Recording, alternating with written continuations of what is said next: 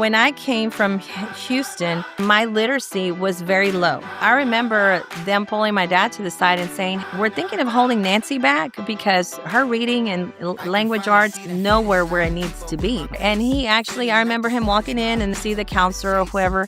And I said, okay, Dad, so what's the game plan for next year? And he says, I enlisted you for all honors classes. He said, because if I don't push you, no one else will. And I took all honors all through high school. Graduated with honors, did amazing. I was the very first Hispanic ever cheerleader in the history of Henderson High School.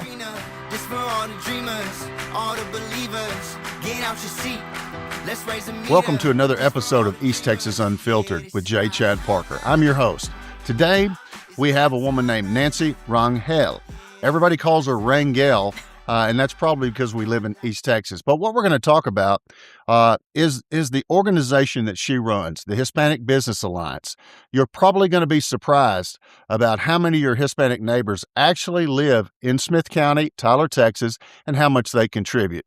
Nancy, thank you for being here today. Thank you so much for allowing me to be here. It's a joy to be here and always spread some information about the Tyler HBA and also just our community as a whole here. Well, the position that you hold with the HBA or the Hispanic Business Alliance is what? So I'm currently its current president and CEO of the Tyler HBA. How long have you been, have you done anything or worked with the HBA? So I started working a few projects with my predecessor. We've only had one, but I came on board full time as just as a part timer in that transitional time frame in 2014, and I stayed there. And I helped them transition into a 501c3 nonprofit because they had just converted over. So did a little bit of that strategic planning, getting our board of directors, said those types of things. And then gradually they just said, do you mind staying a little bit longer and now doing more of a program director and then executive director and now as its sitting president and CEO. Well, you must have done a good job, I'm assuming. If they ask you to stay. I enjoy it. I love what I do. And I enjoy and I get to work with a lot of people, organizations, business owners. So I just enjoy all of that. It's our community. We live in Tyler. It's a great place to be at. And I get to work with a lot of folks here. So I love my job. How long has the Hispanic Business Alliance, been open in, Smith County? So, going a little bit further back, years ago, we had a group of Hispanic leaders. There weren't that many, but they came forth to the Chamber of Commerce and explained to them that, the Hispanic, not just the population was growing, but also the Hispanic business sector. And that was in 2004. So around 2005, they came together. The Chamber of Commerce brought in the city of Tyler, Smith County, different institutions, Tyler Junior College, others. They came together to kind of discuss hey, what can we do to create an organization that can benefit the Hispanic business sector? So in 2007, that's when the Tyler HBA was established. And it was actually Hispanic Business Services that was essentially a department within the Chamber of Commerce. And so that's how it was with my predecessor up until 2014 when I arrived. It converted into a nonprofit 501c3. All right. And I can see the city, they probably acknowledged and saw the benefit in educating Hispanic business entrepreneurs. Yeah, absolutely. A lot of, at that time, there were a lot of Hispanic business owners, those that were wanting to launch as entrepreneurs, like you just mentioned, that their first language was still Spanish. And so a lot of the information that we were providing as far as mentorship, as far as guidance, even some of our small business trainings in those timeframes was all in English? Was all in Spanish. Oh, it was in Spanish. And it was all in Spanish. It was bilingual, but primarily in Spanish because we wanted to ensure that the information they were receiving on how to establish a business here in city of Tyler or Smith County, that they were establishing and they knew exactly what needed to be done, how to do it, what were our rules, our permits, our regulations, Right. all that information. So it was all done in Spanish per se, and And we've seen as we progress throughout the years that we've now teach some that are bilingual and some that are entirely all in English, because we see a lot of those first generation type of individuals that now their sons or daughters grew up in that mom and pop business. And so now they're coming in and they're making changes, and they're kind of not taking over, but they are working with mom and dad to run and operate that business. So we're seeing a lot of that happen now. So those generations are now taking some of our trainings entirely in English. Because I would just guess that some of the training for businesses from you guys would have to relate to, how to form a DBA, Yeah. how to form a corporation, Yeah. understand the rules about protection for themselves with insurance and otherwise, paying sales tax if applicable, and all of these things that business owners have to Absolutely. know the rules on. Yes, and actually, when I came on board, I visited a lot of these mom and pop businesses, and those were some of the primary, I guess you want to say, challenges that they just did not understand or were not very educated or trained on. So the first thing that we did is I worked with my board to develop what's called a entrepreneurship academy, and what we did at the beginning was just kind of do like a small training where we went and talked about what is the business, the difference between LLCs, S corporation, C corporation. Right. Then we went into the taxes of each one of those entities and we also went into the financial and the credit and, seeking some type of funding for your Banking, business. So we to got borrow banking, money. banking involved, and also accounting and taxation, and also the laws that were involved. So I started with what I call the three-legged stool. Uh-huh. So one was law, one was the accounting and taxation of it, and the banking part of it. So we focused in those three areas, and we actually brought in experts. So for example, if we talked about accounting and taxation, I brought in a CPA to go over all of that information. Just locally. Yeah, locally. And the reason why is because I wanted to make sure that they were getting not just information that was correct from a credible source, but someone who was an expert and also up to date Right. on all these ever-changing Tax rules and laws. regulations. Yes, and a lawyer that knew all the things that were. So I wanted to ensure that they were getting the information, receiving really good training that was quality training from experts.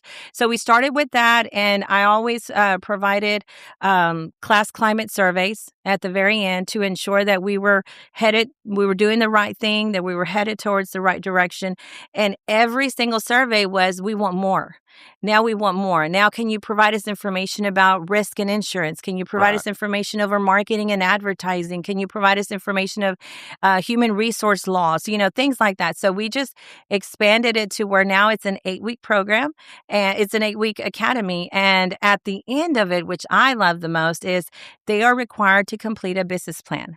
So when they finish, they don't just have to complete the business plan, but they have to make a presentation. It's kind of like their capstone project. They have to stand up and speak in Yes. public Yes. to their peers. Absolutely, which is also another essential skill set to have. When you're a business owner, you're going to have to speak to your clients and your customers. That's right. Or, the Tyler paper may come to you, knocking at your door, wanting to interview you. So those are little skill sets that we want to incorporate into the academy.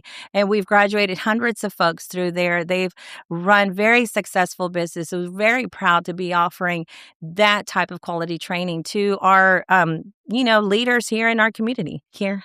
Well, HBA today versus, say, 2007, is it just the expansion of the type of training that you can provide to the people? That's really what's happened over those years? I think so. I think not only the training has expanded and grown very much so, but I also think that, our footprint in the community has definitely gotten bigger. We're definitely that go-to organization. And I'll give you an example. We run and focus more on entrepreneurship, business, economic, those types of areas. And when the pandemic happened, the essential workers. Net Health Department reached out to us and said, hey, we need some help with getting folks vaccinated. And I remember, questioning, saying, well, hey, hold on. We don't do anything with healthcare or medical. But they came to us because there was no other organization that they felt was credible enough to get this information out to the Hispanic and Spanish-speaking community. And we actually were the first group that Net Health worked with, we created, because, they were at Harvey Hall, remember those long lines to get vaccinated. So we actually, I said, what about if folks are not coming to Harvey Hall? Why don't we bring it to them? So we actually partnered up with one of our local Catholic churches, and we held several COVID clinics, and it was all ran by board of directors, past board of directors, family members of board of directors. So it was all volunteers from the HBA organization. And we were able to get folks, nurses, volunteers to help, all this kind of stuff. And we partnered with Christus and others to be able to provide vaccinations for actually thousands of folks out there. Well, you certainly, when it relates to business and messaging to the Hispanic community, you guys seem to be at the top of the list as far as, We tried to be. Yes, definitely so. And truthfully, if people just walk around and acknowledge what exists in our community, is just about every trade is filled with Hispanic workers, at least from what I see with my own eyes. Yes, absolutely. Especially some of our biggest, industries here in East Texas, like healthcare. Healthcare, I believe, is our number one. I mean, all of these industries Construction, hospitality, yes, restaurant, all of those. Yeah, I mean, kind of jumping around a little bit. There was a press conference. I don't know. Were you involved in that press conference in November? I don't believe so. Which one? The one with Mundo. It was hospitality, healthcare. No, I was not, but I did watch it. And we're going to get to that later. But there was a concern there. But the representatives, I thought, was interesting. They were not all Hispanic. That is, the Correct. Representatives for the construction, hospitality, yes, the Restaurant Association. Right. Yes. But clearly, Hispanics dominate as far as employees, if not employers, in many of those industries in Tyler Smith County. Absolutely. I would say it's about close to over 30-something% in the construction. I just came from an event earlier this afternoon, and one of the things that Dr. Perryman mentioned, he said, just in Tyler here, there are several construction projects that are put on hold because we don't have the workforce. Right. Well, as long with the workforce, they got a little scared, a little shaky there for a minute, but otherwise we might have the workforce, right? We could, absolutely. And we have it. And I think, Tyler, we have continuously grown as far as the Hispanic population, and the gaps that it fills in within our workforce and our labor market. And so that's one of the things that he briefly mentioned today. People that don't get out much or they live in a certain area, they might not realize the numbers in Tyler Smith County in regard to the Hispanic population. I mean, you probably know them. I've researched them to be somewhere around 51,000 plus out of 250-something thousand in Smith County. Are those numbers what you know? Yes. And I think and those are, of course, we have to keep in mind a lot of our numbers come from the Census Bureau. And one of the things that the Census Bureau, and I'm telling you because I was the chair for they underreport Hispanics. Yes. And one of the things that it's very difficult to get Hispanics to complete the census. Door. Yeah, answer the door and complete the census. Right. Well, and it's actually, believe it or not, for a lot of even our elderly, there's certain population groups that it's just a challenge to get them, or renters, people that rent or lease a home or an apartment. It's very challenging to get them to complete the survey simply because they're like, what is this about? They're asking my personal data, my information. Anyone is kind of a little, yeah. I don't like it either. And so that's one of the things. Sometimes I try to ignore the census. You try to avoid it, right, as much as you can. I do. But the census, they actually, so always keep in mind that the census is always a great resource, and that's really kind of the only source that we have for the most part. Funding from the federal government based on the number of people. Yes. Now, also, for, I guess, congressional seat allotments as well. That's kind of the other issue that competes with that, right? Yes, that's absolutely right. That feeds right into that. Some people might want to count the Hispanics for different reasons, right? I mean, It might be. It might be, might but not. I mean, and it's interesting because here in I guess the city of Tyler, the census had to come in more than once, they couldn't because get we enough felt, response. yeah, and we felt, and now keep in mind it was done during COVID, during the pandemic, so it was already challenging Right? enough Yeah, to that was get. So it was just challenging already on its own. But then it was trying to late. get folks, yes, and it was very late because they just couldn't get. But one of the things that's of course they have on their end, that's going for them is, the census knows who has not filled it out, and so they will go to those areas and continuously we're coming back, and finally we're able to get the reporting closer to what we felt are the numbers here for Tyler.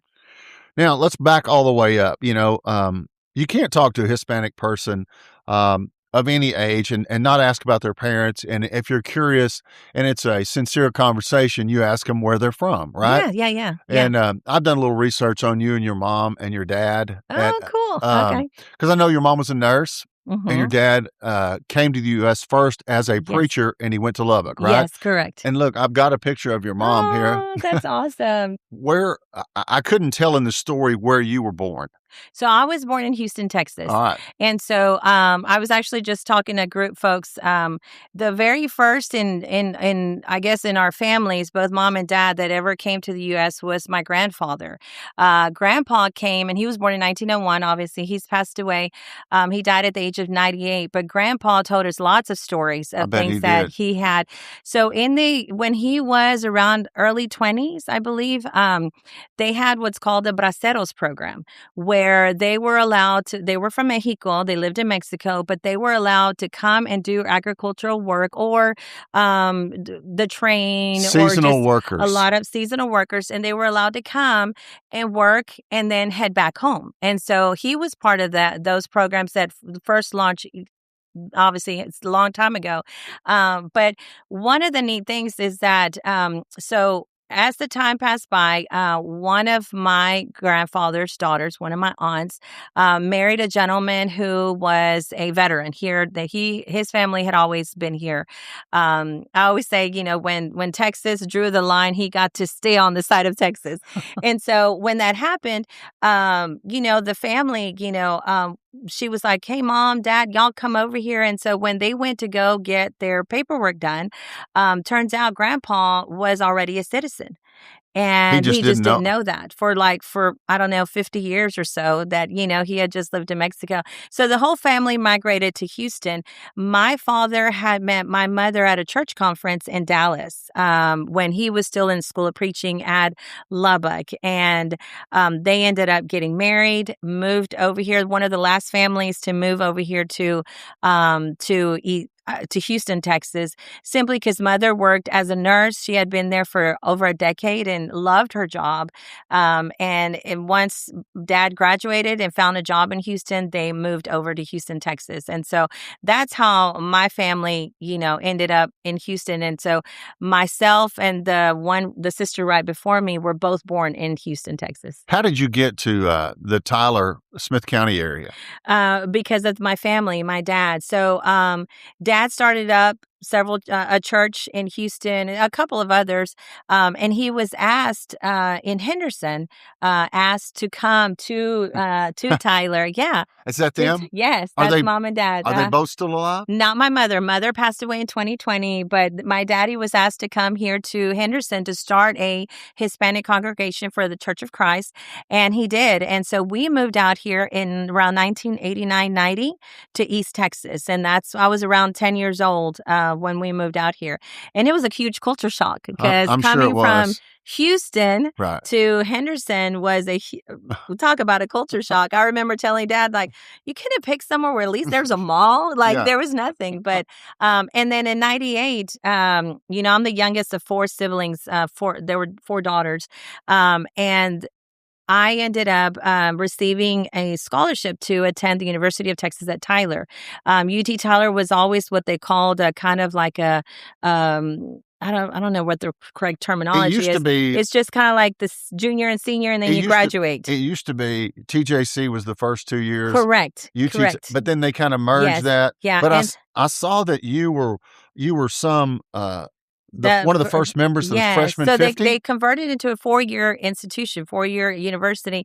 When they did that, they, only admitted 50 freshmen for that very first incoming freshman class, and it And was so neat. you were one of them. And I was one of them. So that's how I ended up. We all moved out here to Tyler, and I started at UT Tyler, finished there, and then just worked here in East Texas in higher education for many years.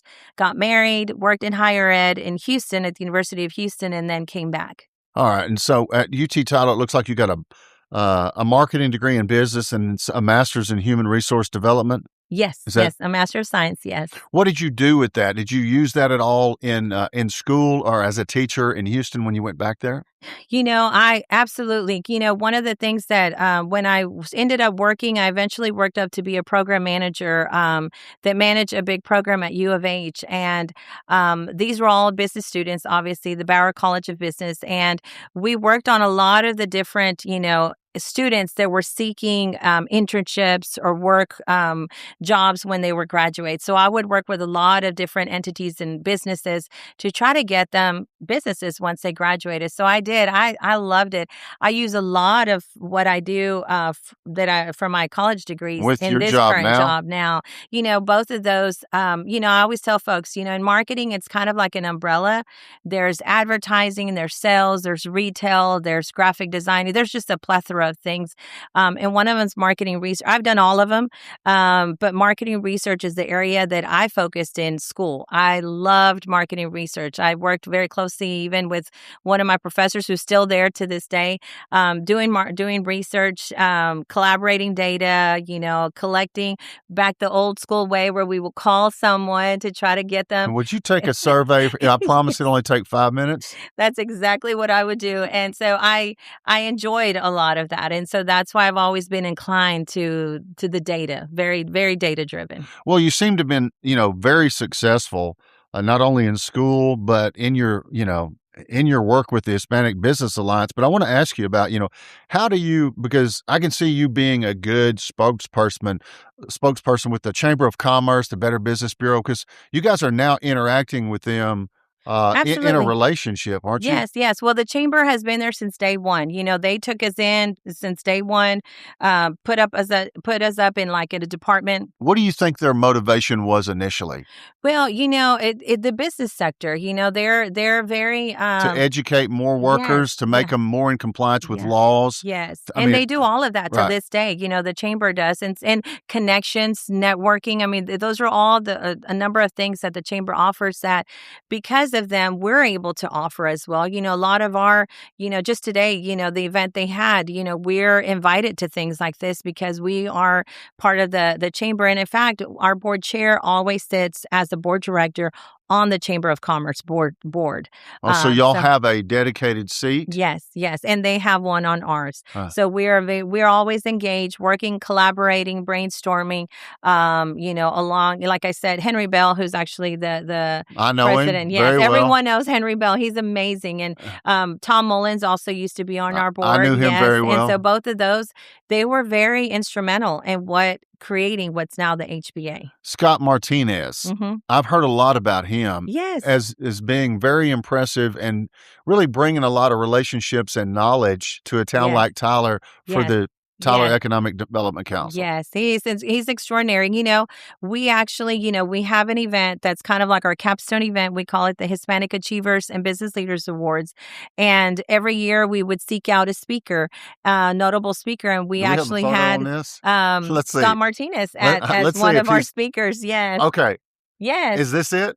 This was last year's our award winners. We have different categories from women owned to community organization, community impact leader, and Emerging business, small business, all of those. Yes, and these are all of our award winners for this past year. And then there's one award that's called the Adelante Award. Adelante in Spanish interprets moving forward or helping us to move forward as Y'all an gave organization. that to Don Warren? And that's the President's Award. Oh. Yes. And Dawn, actually, when I first arrived in 2014, he had just became a councilman. Right. And so at that time, we also ensure that we have a City of Tyler seat on our board of directors. And so it usually was in the past a mayor of some sort. At that time, our current manager, I'm sorry, it's always been a manager, but our manager was kind of in transition into moving to Tyler. So they assigned Don Warren to our board, and it was one of the best things that could have happened for Yeah, us. I'm sure it was. Once he stayed on there, he not only stayed as his city council terms, but he also stayed on with his mayor terms, and he really helped us a lot as an organization to kind of our journey and navigating into growing this organization to its next level. So we appreciate him and the city of Tyler. That's always also been one of our main contributors and supporters.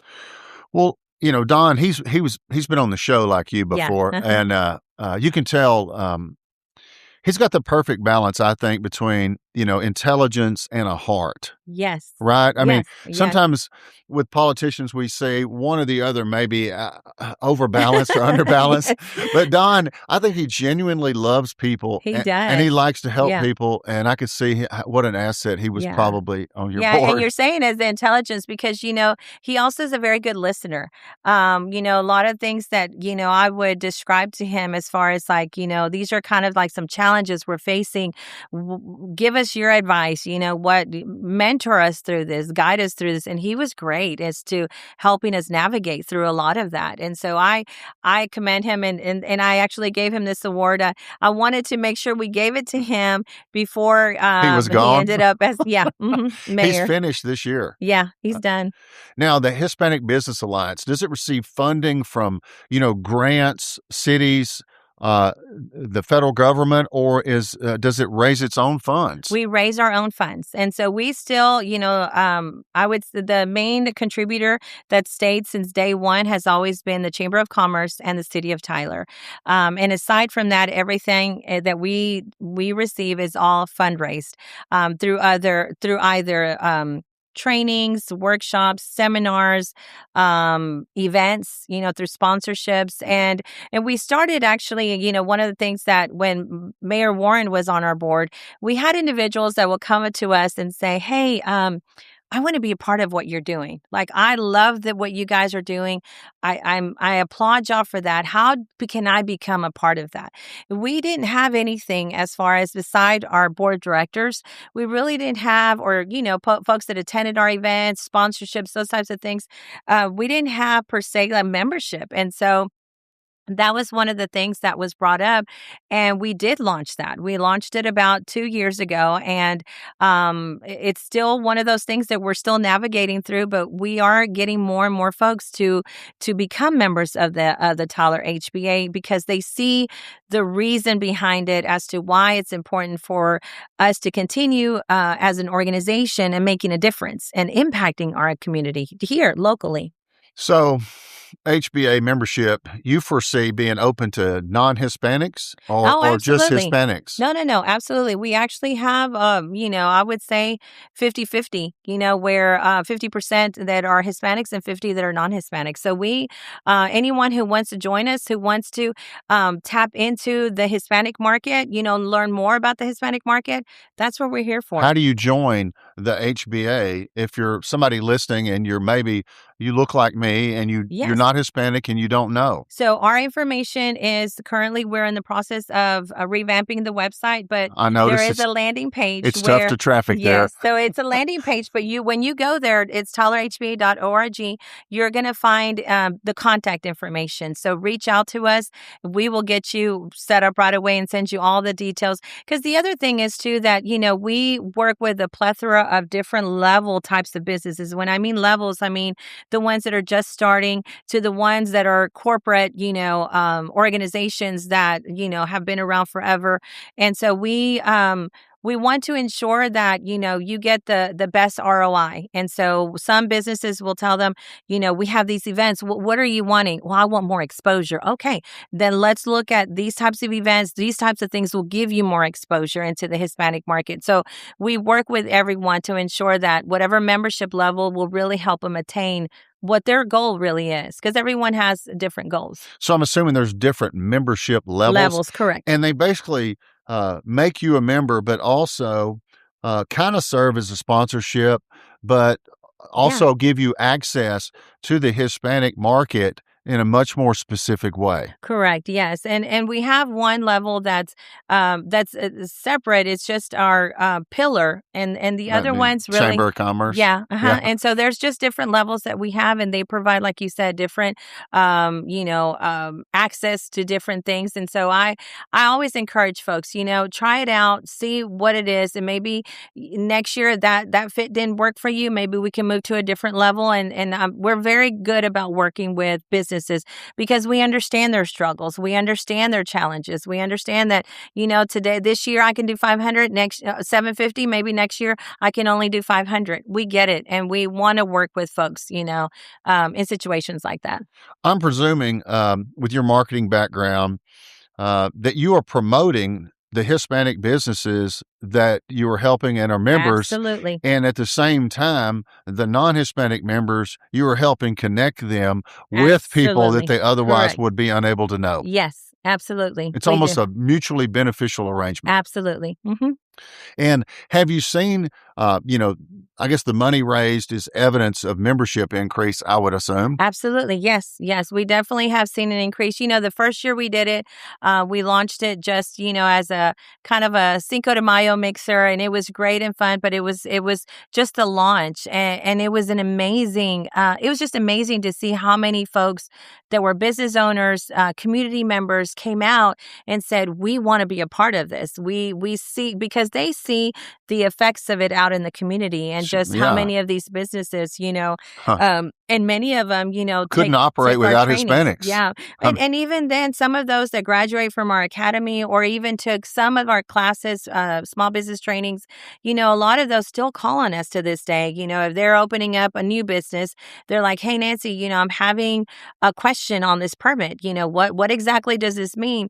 And we'll walk them through it. And again, we're very correlated with the city of Tyler. So we have a great partnership with them as well. So we reach out and we have connections in the network to be able to help folks when they're in those kind of trenches. but I mean, Academy members that graduate, go and do their own business, they're not necessarily the ones that are members of the Hispanic Business Alliance, are they? Some are, not all, It's but yeah. more the sponsor crowd, the people that want to have access to you know, the wide range of activities, employment resources, and numbers in the Hispanic community. Correct. That's who should be a sponsor, right? Yes. That's who Yes. should join Oh the yeah, Hispanic Business absolutely. Alliance. And we have a lot of banks that are here locally, the hospitals, the universities, all of those are, support the HBA.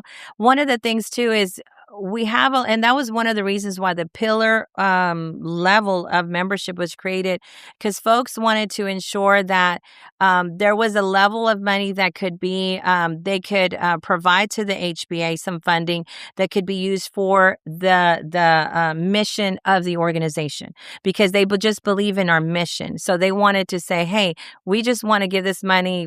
Yeah, I know the membership stuff you use for membership, things and stuff, but we want to give money to you to use for your organization. And that's really neat to have that kind of support from, non-Hispanic businesses Because and Hispanic businesses. it's going to be there every year, Yeah. right? Mhm. You can Yeah. count on a certain level of funding Correct. to keep the doors Absolutely. open over Yes. there on Irwin Street, Oh, yeah. right? Absolutely. Because I went to something and it was a few months ago. It was a celebration. They had different people out there, and I even saw Tyler First comprehensive plan was out there. Do you know what I'm talking about?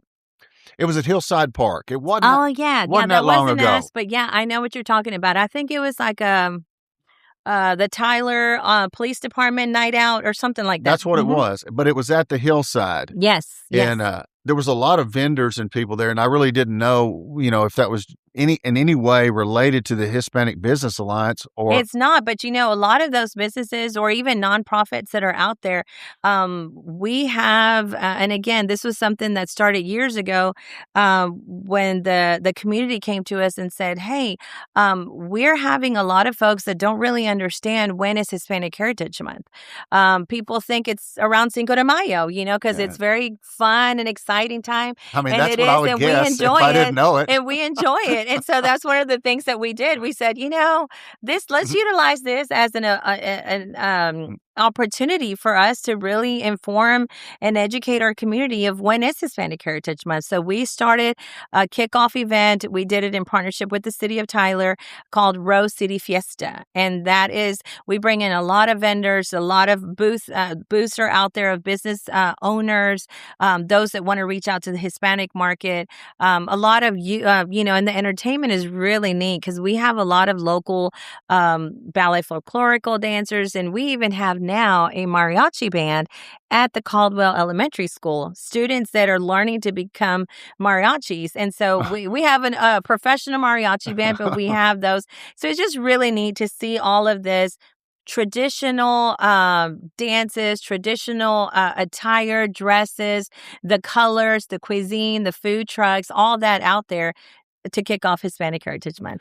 This Rose City, where does this take place? Does it take place there? At Burkefield Park, oh, yes. And when is this? We normally host it either at the start of Hispanic Heritage Month, which is September 15th, or we do the closeout, which is closer to October 15th. So Hispanic Heritage Month starts September 15th, ends on October 15th. So we either do it at the start to kick it off or to end it with a capstone and close it up. I mean, how long has that, We've had that event, I believe now it's been 6 years. All right. Yeah. Have you seen it grow? Have you seen more people come out? We have seen it grow, definitely. So our numbers last year were the lowest that we've ever had, I have to say. And I think a lot of that has to delve into people were scared to come out. Right. They were just a little bit more reluctant. Things were uncertain. Very in uncertain. last fall. Correct. And they remained that way. Maybe not as much to today, but certainly up to the end of the year, right? Yes. And so we saw those numbers decline for sure. But as far as the other events that we had, our numbers, they were indoors, both of our other events. And so I think that's why a lot of our numbers really were not declining. Your office and where the Hispanic Business Alliance works from is where? So we are still located at the Chamber of Commerce. Okay, we're office still located in the Chamber of Commerce building? Yes, correct. Okay. Yeah, we're there in downtown. Is that the old Blackstone? Yes, that's exactly where we're on the second floor. So, I mean, that's a close partnership, it would seem. Yes. Which means the Chamber of Commerce and the city of Tyler value Hispanic people and their business alliance. Absolutely. Am I reading that right? Absolutely. In a sense, they started the Tyler HBA. They also started, I don't know if you knew this, the Chamber of Commerce started Leadership Tyler. They started the Better Business Bureau. They started Visit Tyler. They started the Business Education Council. All these different organizations now that are their own entities all started there. And 3 of us are still housed there, us, Leadership Tyler, and BEC. Well, good. I always wondered what the, what the Chamber of Commerce ever did. But you know what? This is very educational to me because what I see from what you've told me is they've built institutions that enhance and make more efficient different parts of the population, workforce, and leaders, it seems like, absolutely, so that the city remains prosperous. Correct. I mean, that seems to be... And it all started from them, And that's Henry Bell? Yes, that is Henry Bell, And I'm just kidding, Henry. And he has been very instrumental in doing all that. And it's really neat to, a lot of folks don't know, because, even I myself, I would always think when I first started there, like, okay, so there's only like 5 or 6 chamber employees. Like, what are all these other floors? What do they do? Net Health is there. Group M7 is there. So they're just tenants, I guess. There are tenants just like ourselves. And TDC is there, so we're all just tenants. So now primarily the first floor, East Texas Communities Foundation is there as well. The first floor is all Chamber of Commerce. And then the other ones are just tenants. Well, if people don't know how, connected you are and how, impressive you are, tell us how many boards that you're presently on in the local area. Oh, wow. So currently I'm not on, I try to serve at around 3 at a time. It gets too much, doesn't it? Yes, but I've served on many boards. I serve on a lot of committees. I just rolled off as the chair or the chair of the Better Business Bureau, past chair. And I served on there for a couple of years. That's one of the longest boards that I've sat on. But also also, I'm involved with some of the revolving fund for the Tyler Economic Development Council. The I'm also revolving fund? revolving fund. Okay, I want to ask you about. I've asked people before, and I think Taylor Fitzgerald, a realtor, he mentioned something like that when I said, "Where does the T TEDC get their money? Is it a revolving fund? Well, I don't know where they get their money from. They have a lot of and I forgot what they call How them. does this fund you're talking about So the operate?" revolving fund is loans that they hand out to business and entrepreneurs, business owners and entrepreneurs that are wanting to. They currently have a business, or and there's several stipulations on how to receive it. But basically a committee. It's a board that we meet and discuss on who's applied for that loan, and whether or not they're eligible for it, and whether or not they receive those fundings. Hispanic businesses, No, or this just is just in general. is there anything contained within the Hispanic Business Alliance, some type of sum of money that's loaned out? I mean, have y'all gotten into We're not. No, helping I businesses? wish we were. And I wish there were more opportunities like that. I know that I've spoken to several of colleagues and friends that are in the Austin area or different areas, and they have things How does that work? available. If it could work here, It really works closely with the ones that I've seen that that work wonderfully are working with either a bank or credit union that provides them a line of credit. Right after that, right when I say after that, I mean they go through kind of an academy as well, and their graduates, when they graduate from the program, will receive a specific line of credit to launch their business. And so it's an amazing opportunity from them, and they're very successful with it, because the one challenge that every business owner, either starting in the middle or towards the end, it doesn't matter money where you're at, is always the funding. to buy equipment, to Every buy single something to do time, right. yes. And so and so that's one of the areas that if we could, provide more funding to business owners, the sky's the limit with things they can do. And I've seen it. Some of our graduates, when they've graduated with a very, small business, and then they receive that funding, they just scale up, Right. just And like any I mean, you business. can just look around, and if you talk to people, whether it's somebody works on your house, or Absolutely. and you ask them, and you see a Hispanic person who he is the boss. It's his business. He's Yeah. driving the nice truck. Yeah. And he says, "Well, I used to be in the tile Yeah. business, and now I own a tile business." Mm-hmm. Right. Mm-hmm. And so, Yeah. and I just often wonder, how these guys, if they're not connected, get access to funding, Yeah. if it takes any real money to Well, start up. and we work very closely with a lot of our banks. We have individuals, in fact, like I was mentioning to you, the portion that we talk about business banking, the relationship that you have to have with your bank. What are they going to ask of you when you apply for a loan? Like those types of things that we talk about. The banker who teaches it for us is Jesus Vera. He works for Vera Bank, and he's been doing this for 30-some years. And That's my bank, by the way. is it? So it's our bank too. And Shout out to Vera Bank. and they're just amazing at Very it. helpful. Very helpful. Very helpful Compared to large banks. Yes. And so we have, we've had folks from Austin Bank that have sat on our board. And again, so we refer them out to these folks that we know that are going to help them. We know that we'll help them in a sense to help them explain to them, and we even, I've heard the bankers sometimes tell the folks, hey, come see me. We'll run it through, and you're not ready yet, but I will be able to tell you what is wrong with this that you still need to work on so that you can attain a loan or funding from us. Yeah, it just seems like the Hispanic Business Alliance, the way it's going, I mean, it's made a lot of progress. It's grown. Eventually, maybe it has some type of scholarship-like things where people apply for money, single payments, $1,000, $2,000, because they want to buy a piece of equipment or something that could dramatically improve their business and their income. Yeah. And I'm always looking for opportunities of who we could work with. I mentioned just recently to my board chair, we're looking into some opportunities that we're hoping that we can tap into, that's the way that we want to head towards. Right, because it seems like, just from my personal friendships and with people that are Hispanic that work, and do things is oftentimes it's a vehicle, it's a machine of some kind that is the only thing really keeping them from, real Yeah. progress. And so Yeah. that's why I always wondered if you guys had thought of that or you even did that. But I mean, you got to walk before you can run, I guess. Absolutely. Right? Mhm. But, for people who are watching, it is no secret the Hispanic population is increasing in the state of Texas, right? I mean, Yes, absolutely. The numbers, definitely the numbers that the census put out, really showed just how much we had grown.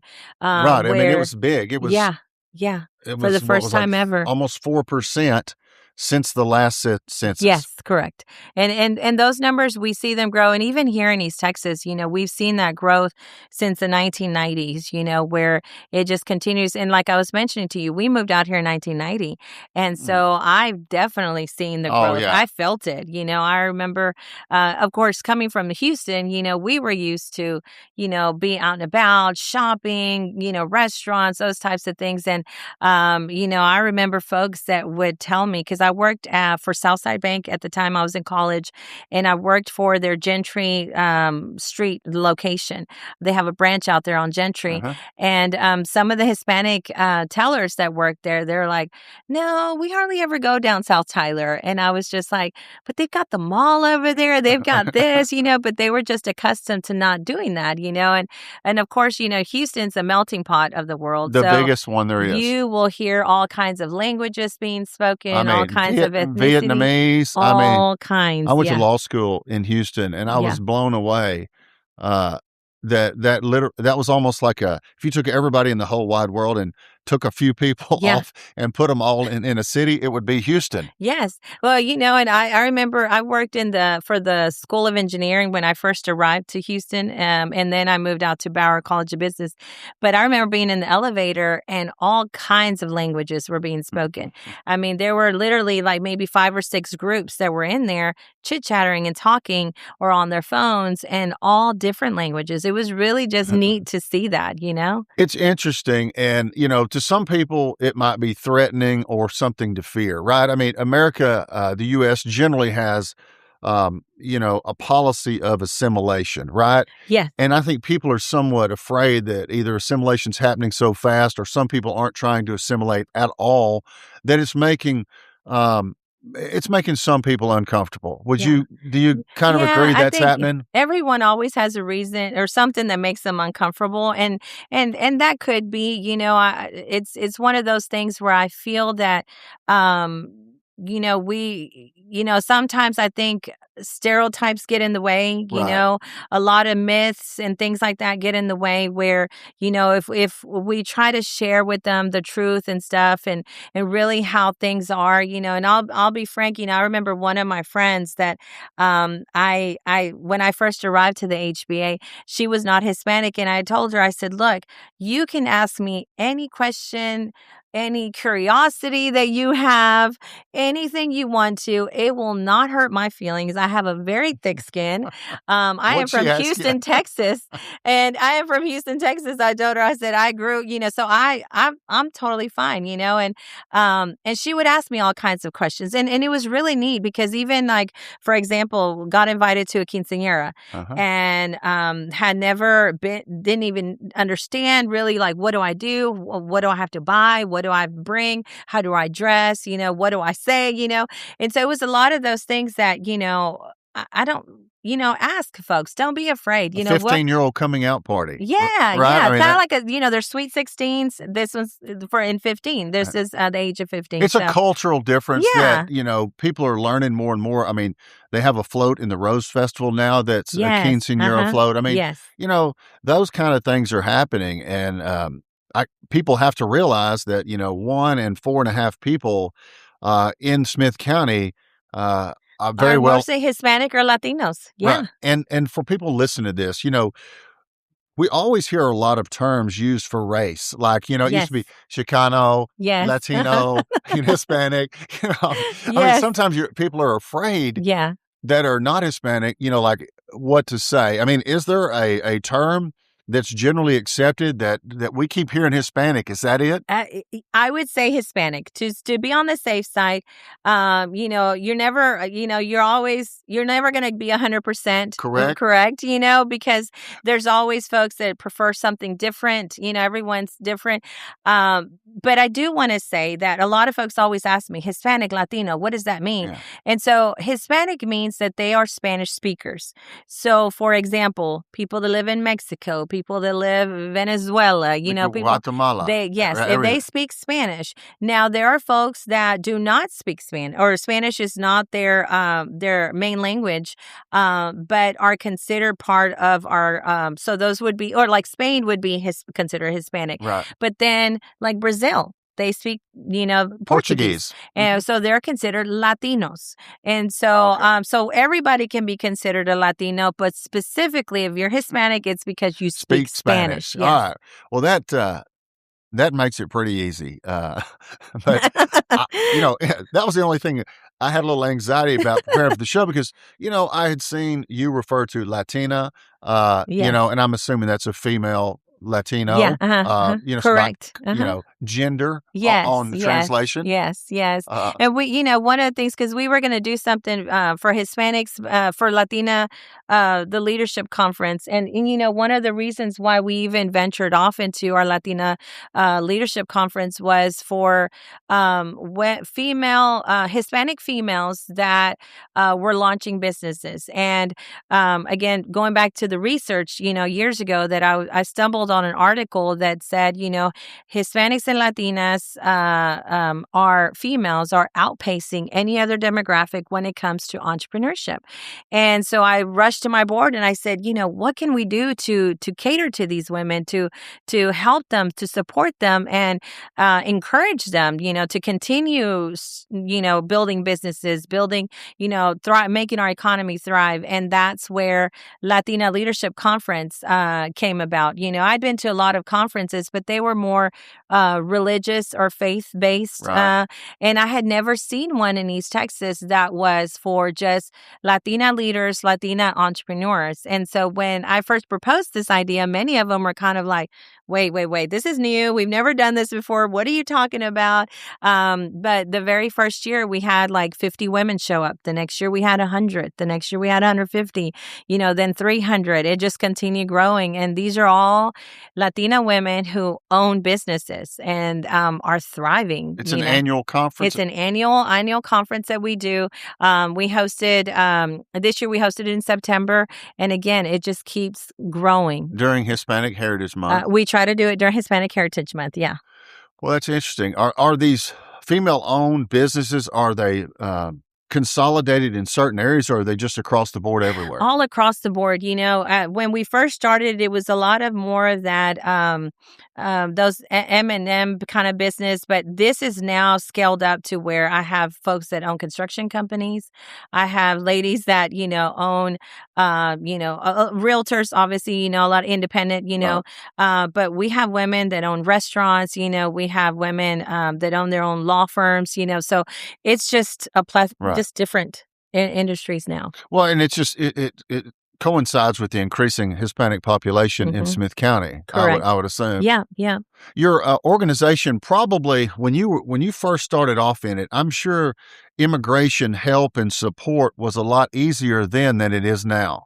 What do you mean immigration I mean, support? like when people came with questions about, I want to try to, all I need to do is fill out a form and pay $500 and I can be a citizen, or I need to get a visa, or, those type of things. Yeah. But, a lot of the times, I would refer them out to our Hispanic American Center, which call in Spanish, we refer to it here in Tyler as el Centro Hispano, where they handle immigration. They have relationship with immigration lawyers, yes, I presume. Absolutely. And Gilbert Urbina is the guy in charge of it and is great. And so we would always refer them out here. I but know now, Gilbert. Yes. But now we, He's a translator. Yes, yes, he is for a me translator. in depositions. Yes, he is. I was about to say he also works for the county, and He he does does. a lot of that work that's very much needed. And we would refer them because we've never been experts in immigration. However, we know enough when it comes to a lot of businesses because business owners sometimes have questions on those things. So we try to get ourselves a little informed and educated as to what's your best move. But we've always been really good about having a lot of folks that deal with immigration law and referring them out to making sure we're sending them to the expert, the person that can answer questions from A to Z. And they're getting it, like I say, like it's usually said, from the horse's mouth. You get it from there. But we do, a lot of our business owners, one of the things that, if you're and there's not as much data on tracking how many, if you want to say undocumented, Right. immigrants exist. But one of the things that I can say is that, you can track if a business owner is undocumented because the IRS designates a number to them. They utilize that number to start up their businesses. They utilize that number to pay That's taxes. called a tax ID number. That's exactly what it is. The tax ID number, they know, and these folks are really good about making sure they, dot their I's and cross their T's and stuff. And so we have a lot of successful businesses that are giving back to our community, not only through taxes, economic impact numbers, but also giving back in our community that, are creating different types of when all this is happening, folks were like, hey, we'll go bring, I'll pay so that we can get, food for those elderly that, it's this kind of during the pandemic, we'll get this stuff out to you, so we see a lot of that's happening. I see it more because I'm more in tune with what's Right. happening in the Hispanic Latino, but they are very good about helping one another out during in moments of crisis. I mean, everybody who is honest understands that there are people here that are undocumented, and that's not an issue that just came up last year. You know what I'm No, saying? I mean, it's always been an issue for decades. it's all. Yeah, I mean, since day one, I would say. I mean, there's always been this understanding that people came here and they came here because obviously they wanted a better life, and everybody understands that. I think that's compassionate, but there also were employers that needed them, and um, the government had never suggested otherwise until more recently, and it had something to do, it would appear to me, just from looking out, that the numbers increased so much that it maybe caused a pendulum or a reaction of some type to where we are today. And I'm the honest broker, not the politician, the guy looking for answers to questions, and asking those questions. I mean, what do you think about that? One of the things, and I was reading up on something that I loved how it mentioned, it talked about, we were talking about labor and the workforce and things like that. But, just how much the Hispanics and Latino group, the impact that they have. But, a lot of folks talk about, we have shortages in our workforce. For For sure. sure. We know that in And Tyler. yes. We know that in the fall of this year that there were some projects allegedly that could not go forward at that period of Yeah. time due to people not showing up for work. And we've talked about the industries, construction, agriculture, hospitality, healthcare. We talk about manufacturing, transportation, all these areas and industries. A lot of our, undocumented or immigrants, which however you want to showcase it at, those people fill the gaps of Jobs people don't want to do jobs sometimes. they don't want to do, or that are just, we don't have the workforce here, just U.S. We don't have the workforce to be able to fill those jobs.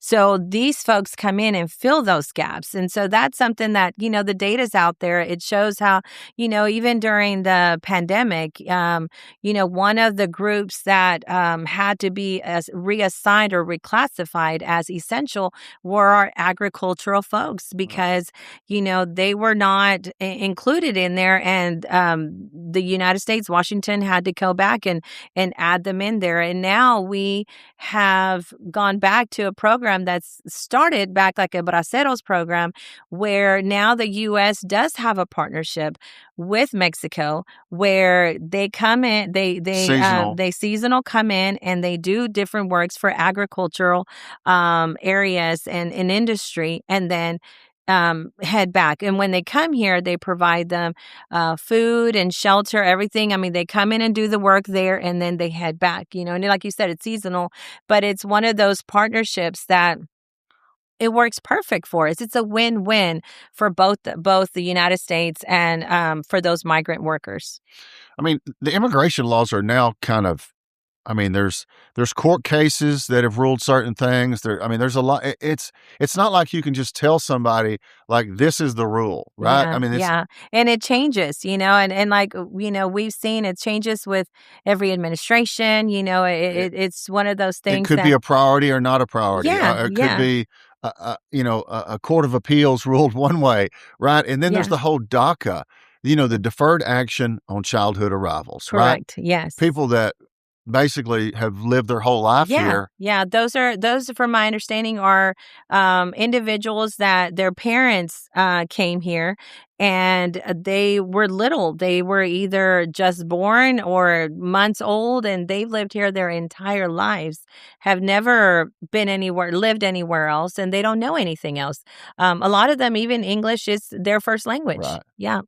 Yeah, and it's unfortunate that the politicians seem to be, really not doing their job, not really being meaningful, and it's forced all these issues into the courts, and you've got these different rulings all across the country is what it looks like to me. And I know you're not a political organization, but you're Hispanic. Yeah, we're nonpartisan. You represent them. And this has to be, I would think, talked about to some extent as a concern or something. Yeah, and one of the things that I think as the Hispanic community's always wished for is that our those that we've elected would, regardless of whatever side of the fence you sit on, that we come together and really just focus on what's best for the United States. And we know that the number of immigrants, folks that are coming here to fill in the gaps of that workforce that no one else is filling, those are needs that we have in our our economy. It helps Texas. I'll just stick with Texas. Texas. It helps is Smith absolutely County, right? One of those. Yes. I mean, we're a border state. We have a unique relationship with Mexico, not like New Hampshire, right? Correct. No. We have a very, very neat relationship. And the further south you go, you see it even more so. I mean, it starts to become you really can't tell the difference a lot from Mexico across the border and some of the areas down there. Yeah, because right? a lot of those, border cities and communities have really worked so closely together that it almost became seamless at some point. Right, the border was almost where they were, and but again, a lot of those, vibrant, and again, I'm not going to come up with the solution of it because wait, I've got that as our next section. But I do want to say that, we wish that folks would really just come together and hear out a lot of the facts of just how much, a lot of Hispanics and immigrants, and all that, how much we are contributing. Yeah. Right. Yeah. I mean, that's what you're saying. And that's what gets lost in all the political noise is that, hey, if we judge their contribution, it makes a pretty big impact on our everyday lives. Yes. I mean, if you have a person that mows your yard, if you have somebody that cleans your house, if you've become friends with those people over time, I mean, if you've ever done a remodel project, if you've ever done anything, chances are you've worked with Hispanics, documented and undocumented, to get a lot of these things done. And one of the things too is that I always liked, and I want to make sure I share this, in 2022, the Latino GDP was $3.6 trillion. And in 2023, it grew to $4.1 trillion. And I can guarantee in 2024, and when we get these numbers later, they're only going to continue to grow. No question in about fact, I believe that they said if the Latino GDP were its own country, it would rank among one of the world's highest. Yeah. I think it's I think it's almost 5th or 6th, one I of think those. it's Yeah. number 6, Uh-huh. and, if it gets to 5 trillion, then it'll be like, the one of the top 6, 7, plus or minus economies in the world, Yes. right? I mean, Yes. I think And people just, they Hispanics aren't seen sometimes as much in their contribution, I think, and I don't yeah. know why that is. Do you? I don't know, the Census Bureau, again, it doesn't populate a lot of this data or information, I think, or many research There's a bigger entities. contribution in addition to what we've talked about Yeah. that's, not reported or Correct, underreported. correct. And, just I think the most recent data we have from our bureau is in 2022, where it shows that we have almost 500,000 of just Hispanic owned businesses. And out of that, we have about 650 billion in receipts, almost 4 million employees. And I mean, I can just go on and the numbers of just what an impact it's making. And we're seeing those numbers primarily the big a portion of these numbers are coming from our states like Texas, California, they're in the border Right. towns with Mexico. And so, because that's where most Hispanics reside. So yeah, it's one of those things where I wish more and more of this information was shared so that folks could see just what a positive contribution. And as far as taxes, the receipts and the numbers are astounding as far as how much they're contributing in the billions of dollars as far as our taxes, sales tax, property. I mean, all those that you can think of. I mean, you think about immigration in U.S. history, and I was a history major. It was initially people came over, from Europe, and then Yeah. eventually English, and then eventually, Irish and Italians, Yes. and different people were treated poorly at different times when they Yes. first came over, Yeah. right? But when you talk about assimilation and cultural and um, philosophies, I mean, Hispanics generally are Christian and Catholic for the most part, Absolutely. um, family oriented, Very family oriented. and hard workers and entrepreneurs, right? Yes. I mean, Yes. if people didn't know who we were talking about and that was the description, and we added to it the economic contribution to the country, I think people would be, bargaining for them to come in. Yes. Yes. I mean, I as a agree. Hispanic, I mean, I just wonder, you know, you have to interact uh, with city officials through the alliance, right? And Correct. Yeah. and I mean, and you can't seem like an activist or whatever, right? No. But you still have to have love for your own people or Oh, the people that you're absolutely. connected with, Yeah, right? yeah. Earlier when you were talking about like what should I call you or refer you as, I'm one of those that, I'm very proud if you call me Mexican, if you call me I mean, that's kind of a bad word Chicano, now. I mean, right? I mean, eh, people, Chicano, or if you Chicana, if you call me Latina, if you call me Hispanic, you can call me. I'm proud of all of those. One of the things I think that, the Hispanic population, and they're not the only ones necessarily, but, when you're talking about assimilation, they assimilate, but we have such strong culture right. that we don't just decide, okay, we're You just going to won't be forget just about all like that. me. You won't be just like me in You 5 know? years, right?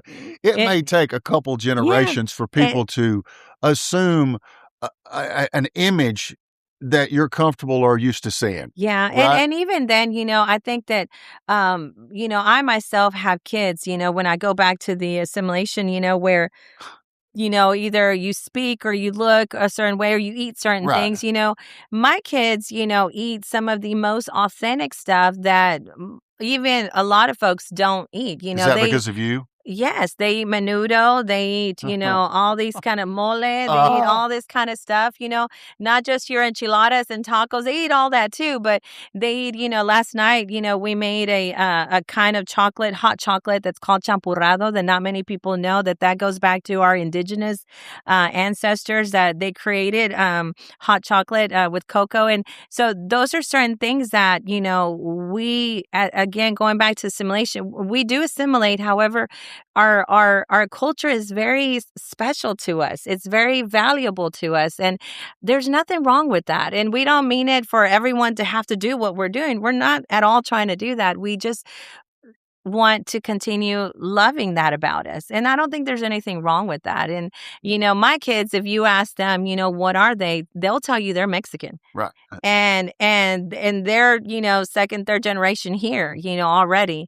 And they're just kind of like, yeah, we're Mexican, and then they say it very proudly. So, and I love that about them, that, I'm like, well, you were born in Tyler, Texas. You're not born in Mexico. Technically, they're not Mexican unless Yes. they were Mexican nationals, Yeah, right? I mean, technically. they're not. But I tell them, I was like, Well, they're proud of their heritage. but they're very proud of their heritage. And I think that's something that, I've seen the Hispanic community assimilate, but we do not lose those values that are the religion, that it's the family, that it's Hard the work work. ethic, the you don't lose any of that. The desire to thrive, to do better, to than be your do parents good. did, Yes. right? To Yeah. provide for your kids and Yeah. love your family. Yes. And all of those things, Yeah. seem to come in abundance with most of the Hispanic people Yes. and families that I know. Yeah. I even tell my boys, I'm like, the only reason why mama never attained a doctorate degree is because I had to leave something for y'all to Yeah. to look forward to To getting. outdo me. So both of them, they know they will attain a doctorate degree. So those things like that I think it's very special. And I love how we see a lot of members in our community that embrace that. Even Rose City Fiesta, we have a lot of folks that are not Hispanic that Right. are out there. We love that. We love to be able to share all of that, especially our cuisine, music, things like that. I mean, how could you not, love it? Yeah, I mean, life to me would be boring and not very interesting. And we were all the exact same, right? Everybody I knew was the same. Yeah. Everything that I ate was always the same. There was nothing nobody was different or unique or strange in any way Yeah. to what I was used to. Yeah. And so I just think sometimes people forget that and they take it for granted. When things aren't going right, people always look for, scapegoats and, the answer to the problem is here, not there. Yeah, that's what I was saying. Going back to, sometimes it's a lot of myths or it's misinformation or, that hasn't been communicated correctly, or sometimes just half of the information, not the full blown picture or the holistic response to it, So I think that's one of the things too that I hope that more and more, and I'm one of those friends that I tell folks, call on me if you ever have a question or whatnot. And I've had a lot of discussions with groups from both sides and just entities and folks, and just talk about, why do you feel that way? What do you think? And I do my best to try to explain to them, this is data and this is what's really happening and this is why.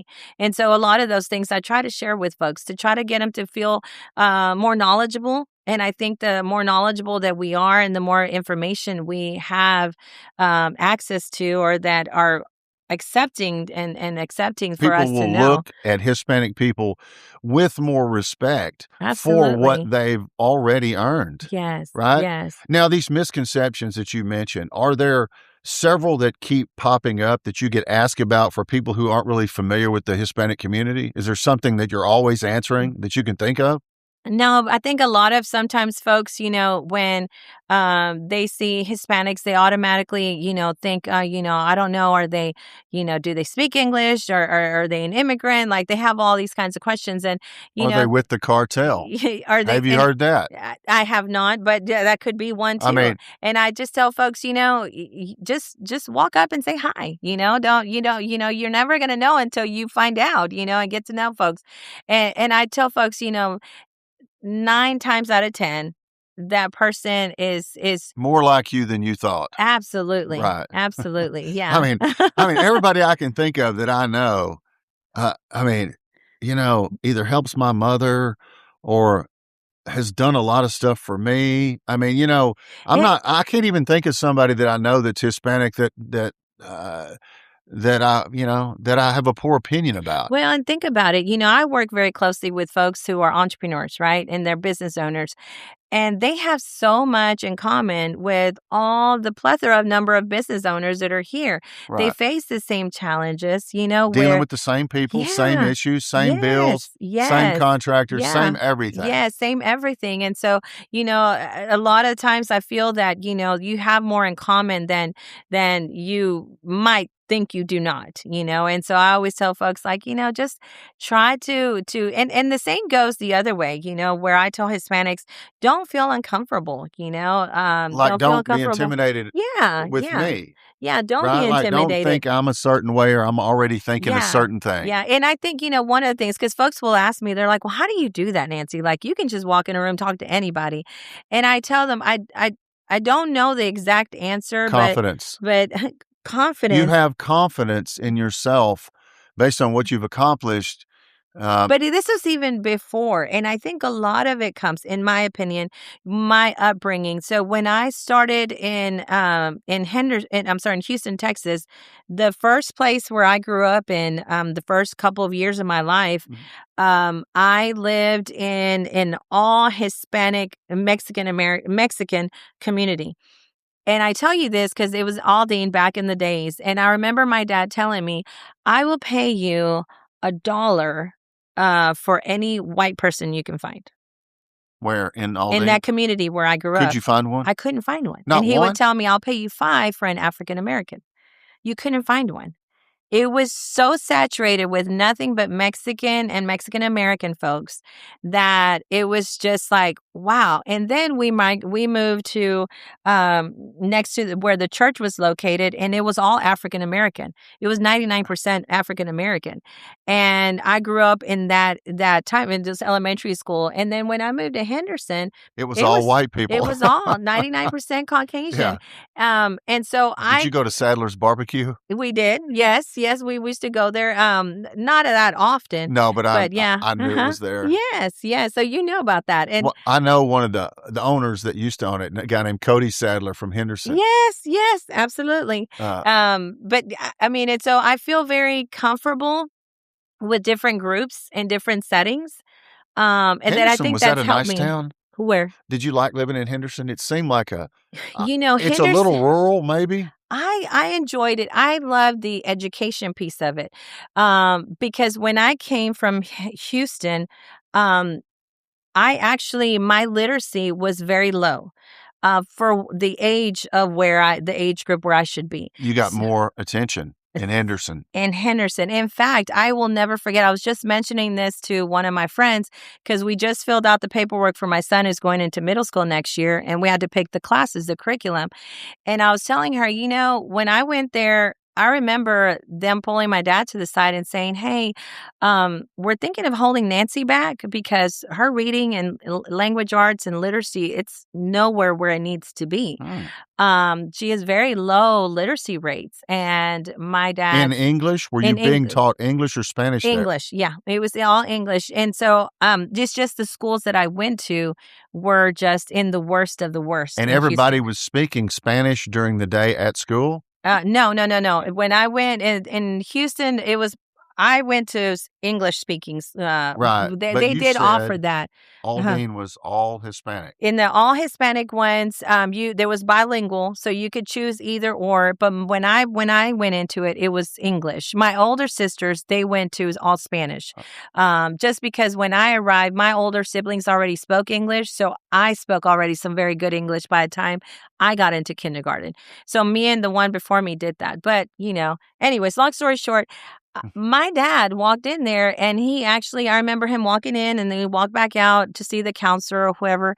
And I said, okay, Dad, so what's the game plan for next year? And he says, you're going into high school, 9th grade. And I was like, okay, they just told you that my rates are not very, he goes, oh, and I enlisted you for all honors classes. And I said, did you just not hear what he told you? Like, why would you? He said, because if I don't push you, no one else will. And he pushed me, and I took all honors all through high school, graduated with honors, did amazing. I was the very first Hispanic ever cheerleader in the history of Henderson High School. I can't believe that. Is that right? And my sister, Nidia, was the very first Hispanic Lionette, which is drill team, Right. in the history. Yes. You also did well in college, though, I think, didn't you? I loved college. I actually founded UT Tyler's Hispanic Student Association that's still active to this day. My sister Nydia, who started out at TJC, founded the Hispanic Student Organization at TJC that's still active to this day. So we've tried to help, start just, some presence, some opportunities for Hispanics to be able to become engaged while they're in college. Right, just to meet each other, network, right? Yes. I mean, Yeah. kind of like the Alliance has Yes. done for businesses. Correct. Yes. Now, as far as, you know, I guess the most unpleasant aspect of last year for you guys was most likely immigration and ICE, which is still in the news, right? Absolutely. Um, the cities and the counties decide how they interact with the general public. I mean, is that something that they ask you about, ask for guidance from the Chamber of Commerce, the Hispanic Business Alliance? Is there any, collaboration between the law enforcement agencies and the city for what they want to do and how they want to do it? No, I wouldn't say there's they don't reach out to us for any of that stuff. I don't know about the chamber, but I know for us they have not. I've had conversations with our sheriff. I have great conversations with him, and I feel a very openness as far as like if I have concerns, I can call him. He'll take my call. He'll answer those calls. So, I've had a few of those conversations.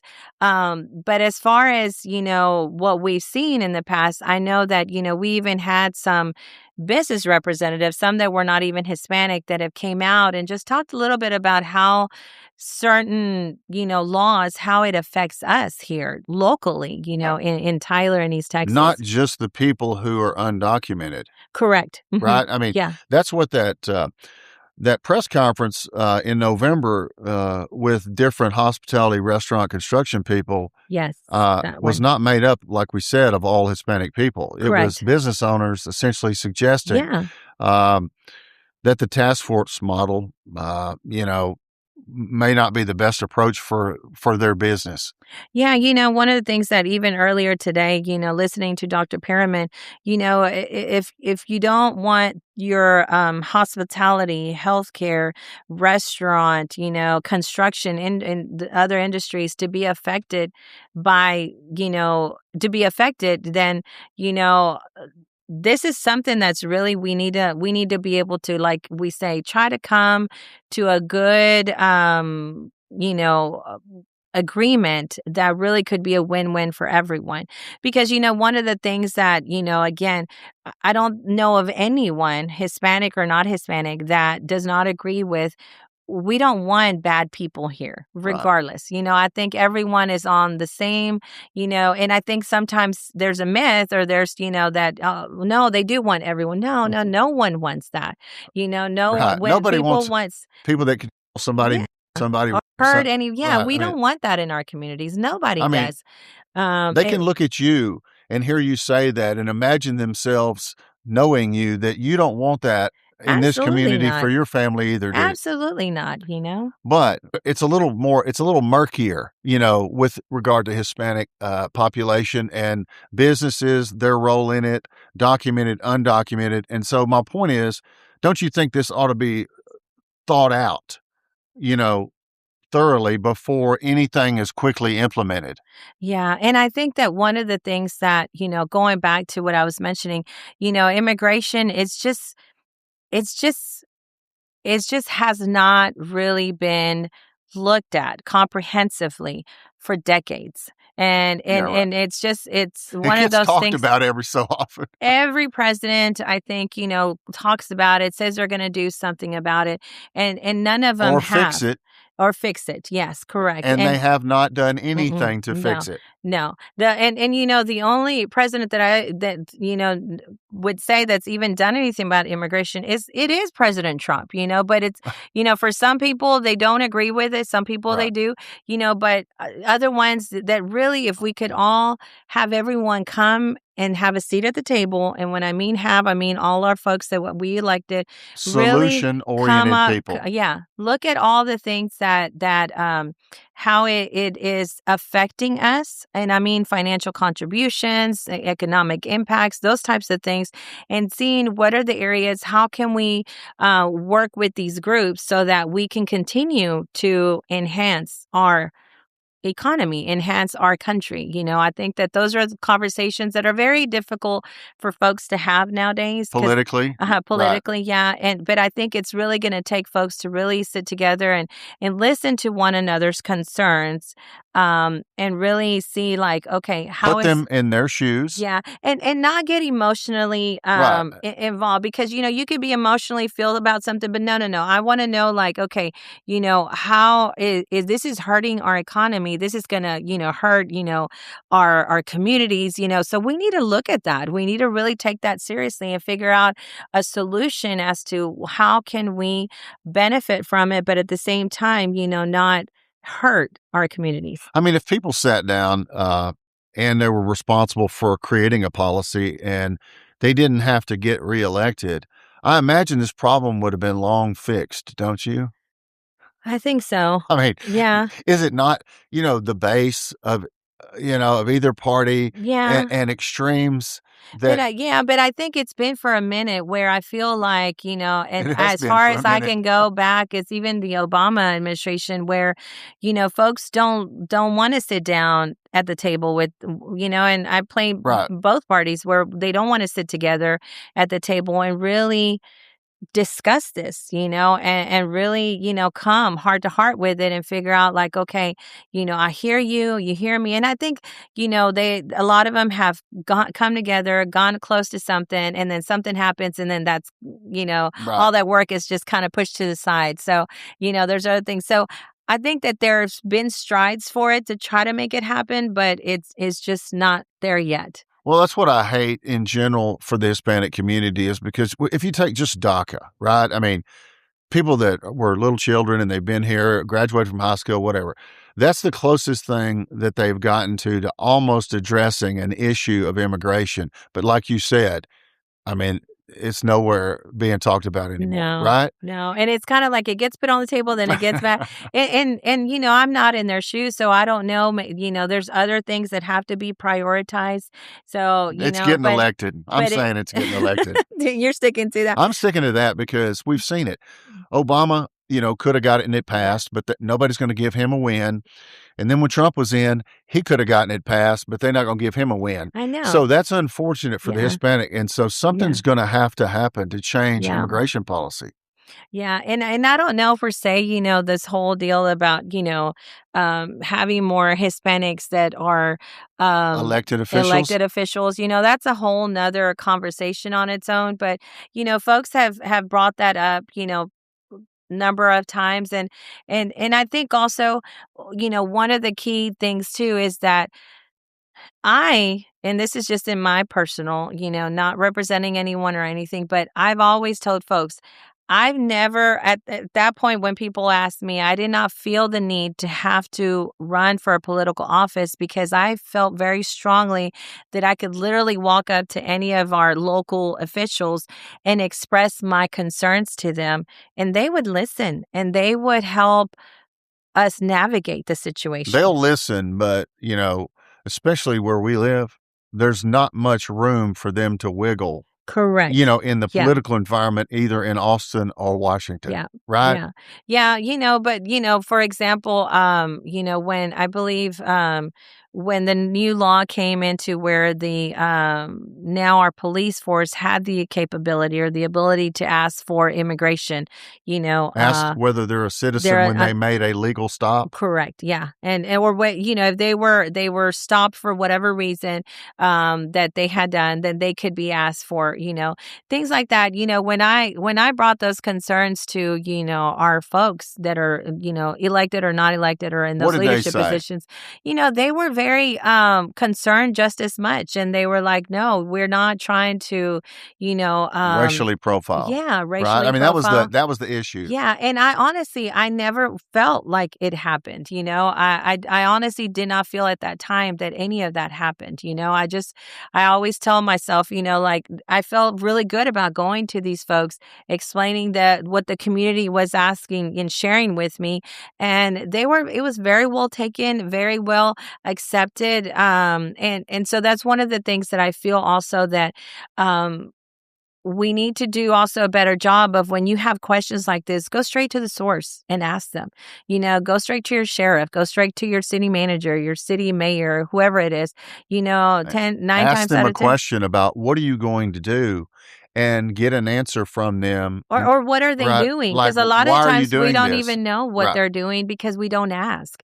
You know, and sometimes they are working on things that we don't even know that they're working on. And sometimes, you know, the federal government is not good at execution, right? Like they pass a law or make these grants or these task force things available, but they don't provide a lot of details to local law enforcement on how it's going to operate, right? Oh, yeah, I don't know about any of that. We don't deal with any federal, like you mentioned, I think a while ago, federal grants and stuff. We don't do any of those Well, stuff. Yeah. there's state grants, you know, Yeah. Senate Bill 8 that provides money to help pay for, like you said, if you use local resources to enforce immigration, you know, it costs I've money heard about that. locally. Mhm. Um, but yeah, earlier I had said something or asked something about, you know, the implementation of anything from the way it was to a new way.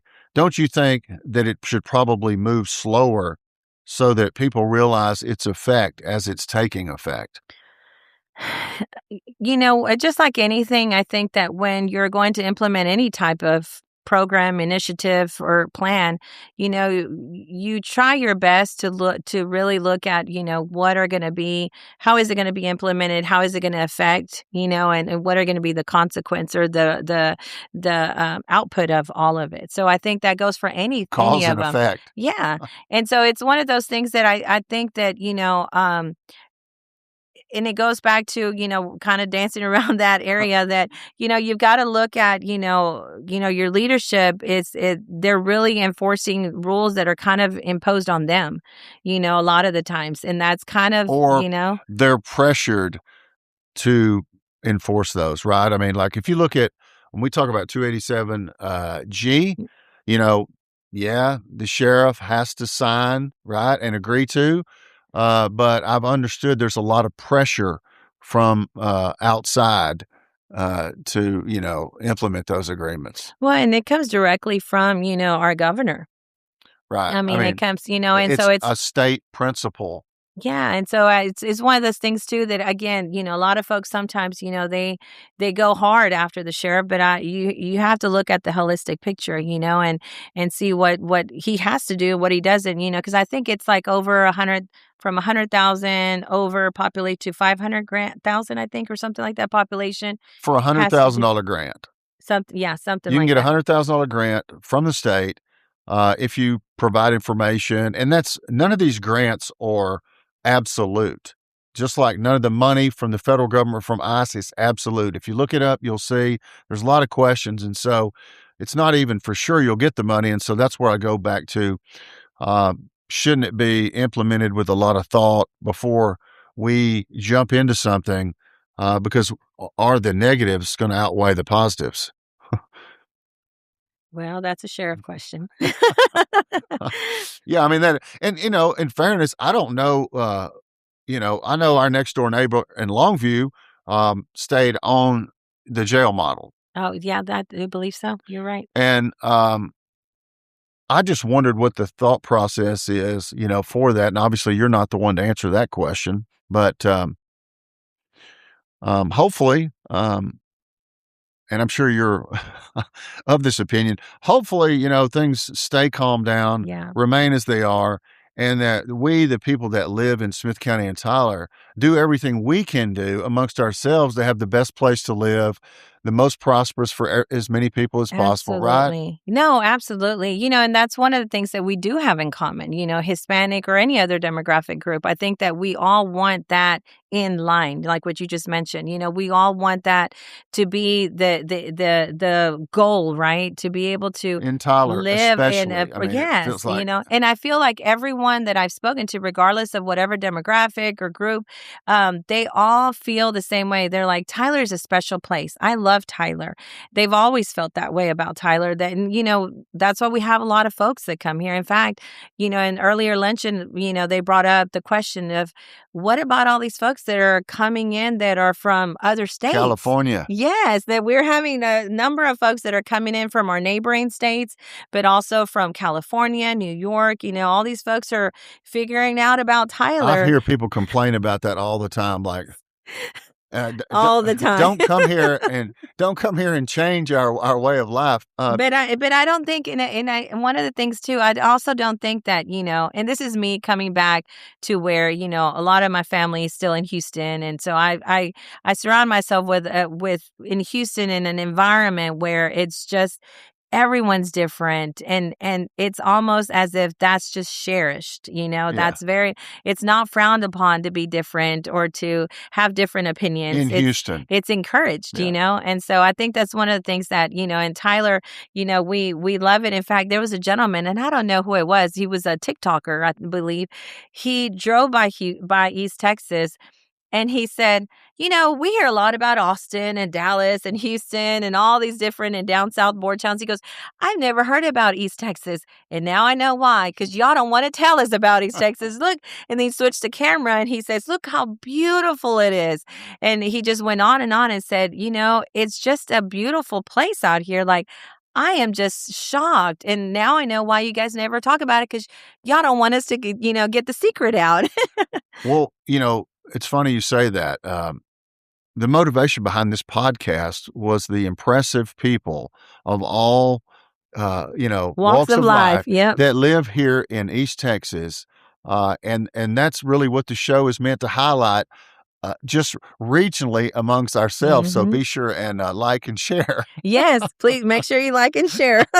Has anyone ever approached you, Nancy, and said, hey, we think you should run for office, city council, county commissioner, anything?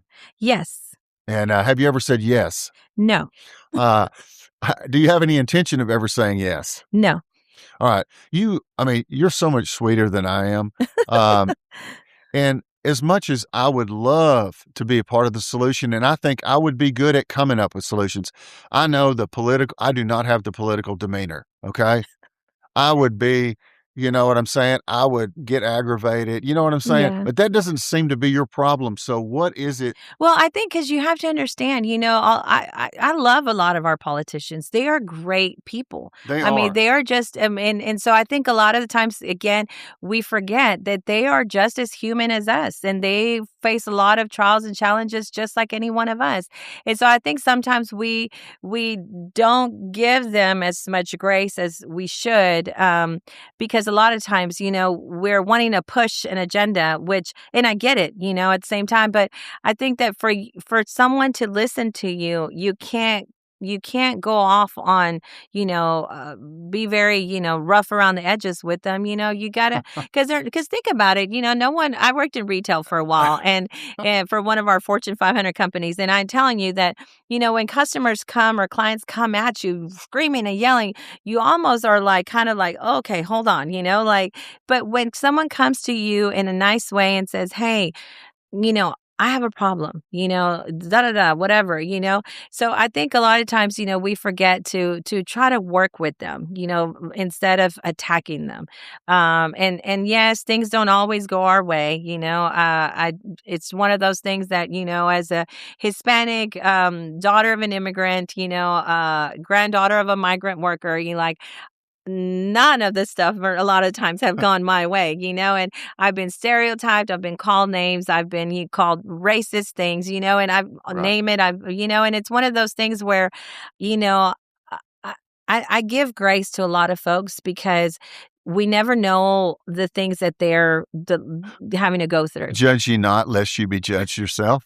Well, and I'm also a preacher's daughter. So, I have the, empathy, a lot of empathy and, heart for a lot of these folks because I genuinely care.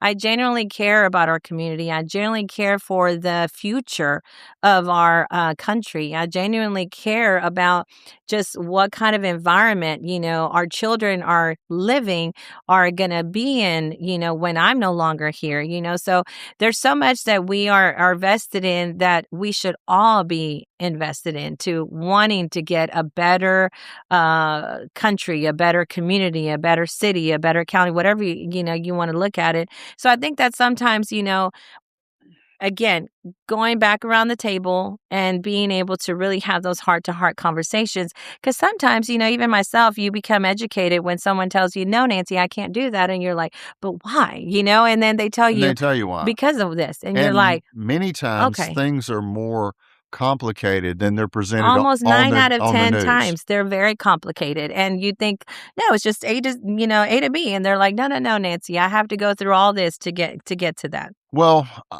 I think you would agree with this. We live in a great country, especially if the standard is all the other countries outside the U.S. Absolutely. And even when things, as you say, don't go your way or people are discriminated against or what have you, and the hope is that decreases and eventually is completely eliminated. But it's still, the place has been well for you and your family, has it not? Absolutely. Yes. We love it here. And when I was younger, I really got to enjoy a lot of both worlds because, Dad had different jobs, even though he was a minister, a preacher.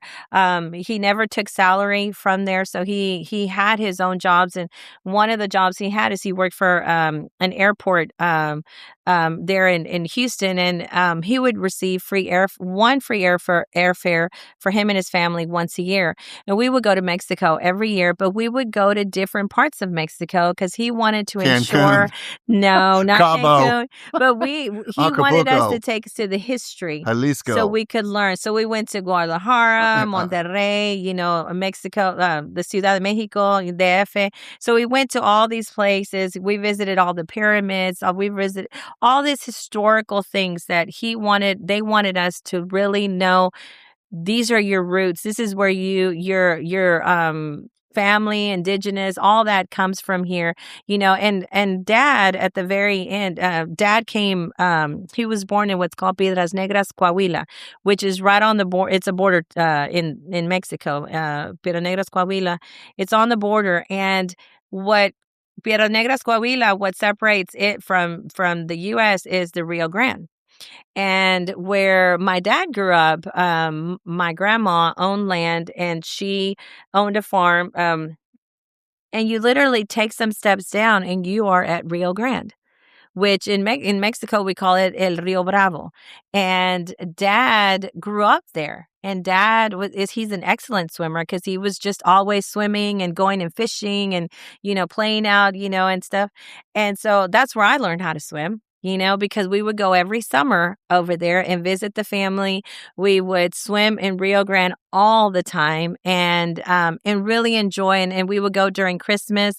So enjoyed a lot of the festivities that would happen during that time frame and a lot of religious festivities. So I really got to embrace and learn a lot about the culture and just how people lived in Mexico and really also made me appreciate a lot of what I had. Right. The poverty there in many areas is, wouldn't make anybody stop complaining if they saw it. And right? we did. I mean, and it's, because you see it if you go to Mexico. Yeah. Even though we lived in ourselves in poverty in Houston, that's it was a different nothing. that's it a was different nothing level of poverty, yeah, right? it was nowhere close to what, some of those folks were having to endure. And so, it's one of those things again, where I'm very grateful that, my parents decided to come to Houston and to start a family, and for us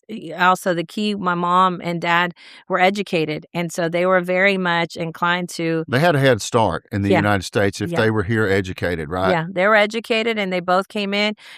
Father, was able to get his citizenship through the School of Preaching, and they helped him and stuff like that. So he was able to get all of that. So we did have, a head start. And mom was very, of course, she was a nurse and had studied to become a nurse. She was very adamant. You guys will go to college. You will go to college. We didn't know how to do it. All my sisters attended, started off in junior colleges, Kilgore College, TJC, etc. But and I was the first to attend a 4-year institution, which was something that back in those days was unheard of for a Hispanic Latina person or Latina to start not at a junior college was very, very rare.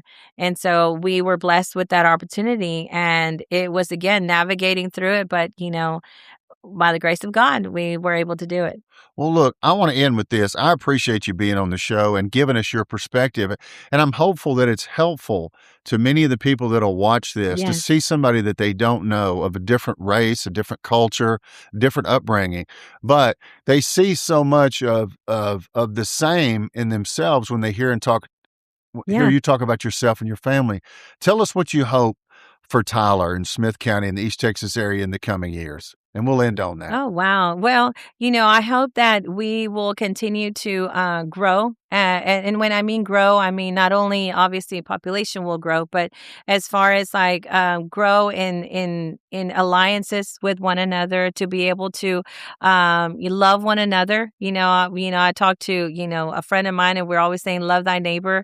To always love on one another and understand that everybody has a different walk of life. But we have more in common than what we think, and that's one of the things that I think if we ever just say, invite someone to a cup of coffee, and you will be blown away at just how much more you have in common than you don't.